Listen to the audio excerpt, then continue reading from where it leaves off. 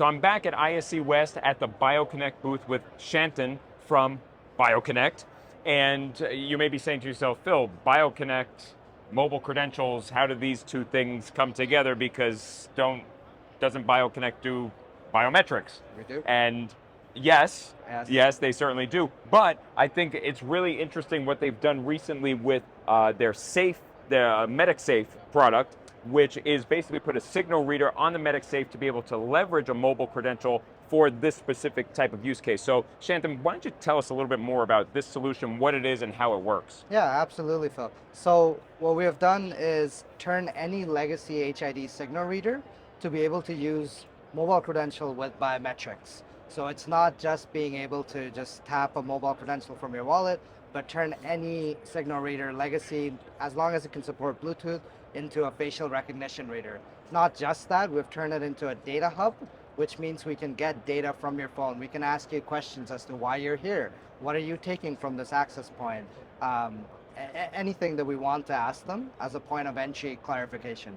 So we're able to do that, as well as add mobile verification biometrics to your authentication. So take us through it. How exactly does that work? Yeah, absolutely. So what we have done is we connect with the Origo SDK. Right. We have a backend application with the Origo portal, so we're able to pull in users without the end user having to do anything. So once you set up your credential, we go with our API. There is a backend connection so that anytime someone's added an Origo, we pull that into our system.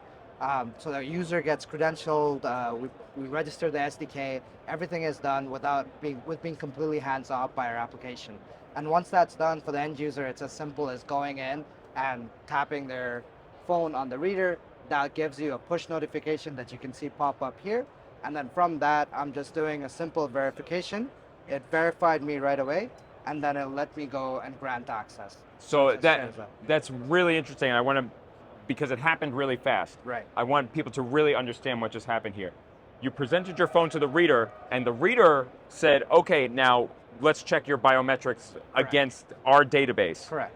You would have to open up the BioConnect app, show it your face, at which point it is validating your identity, Exactly. and then it transmits the credential over Bluetooth Low Energy to the reader. To the reader, and then it's sending it off to a panel, whatever it is. And one thing I would add is you don't really need everything here. All you need is the HID signal reader. Right. You don't need necessarily the application. If you're using wallet, there could be a reason why you want to have the extra authentication with our hardware. But if you just have the signal reader and application, you're able to, without any other hardware, without any rip and replace or legacy, you're able to do biometrics on that. Wow. And the way it's working is exactly as you said.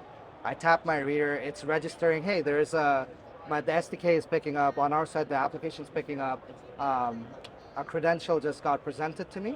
It's getting that credential and then saying, hey, this user has a biometric template which stays locally on the device. So the biometric template's not stored in the cloud, which is good from a security perspective. And then it's just matching the stored template with the presented template to grant you access. That's really powerful. So it's sort of like the perfect combination between biometrics and mobile, right? Exactly. Just sort of bringing those two things together. Convergence of both of those technologies. And where are you seeing the use case for this now? Right, that's a great question. So we have seen it in smart lockers. We have seen it in, as you mentioned, the MedicSafes, because there are situations where I just have a signal reader.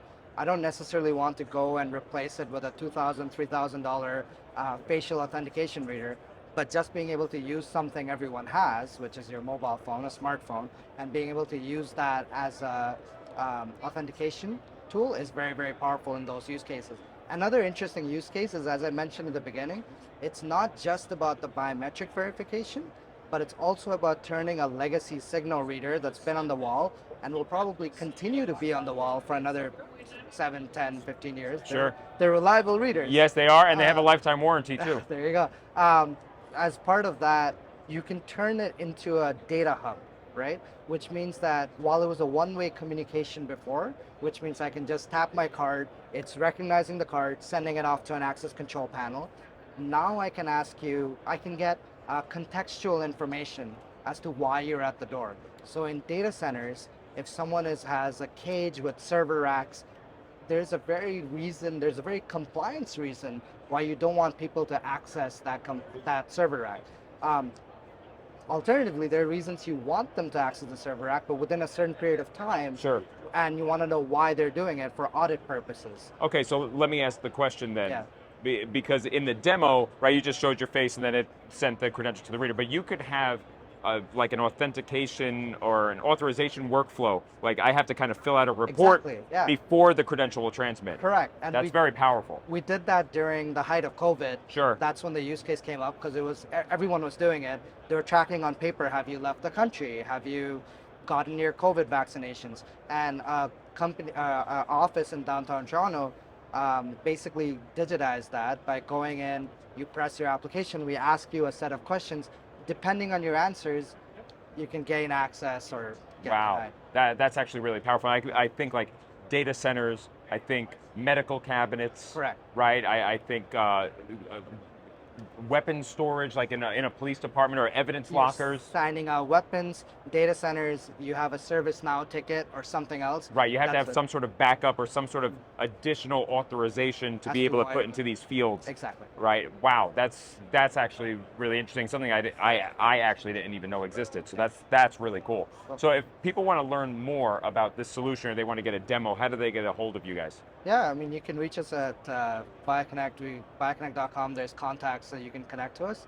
And I think I can also get my contact information to share to this post. Yeah, absolutely. I will make sure all the contact information is below. If you want to get a demo of this or you want to learn more about either HID Signo, you can contact me. Or if you want to learn more about the BioConnect solution, contact them. All the contact information is down below. Thank you for making it this far in the video, and we'll see you on the next one.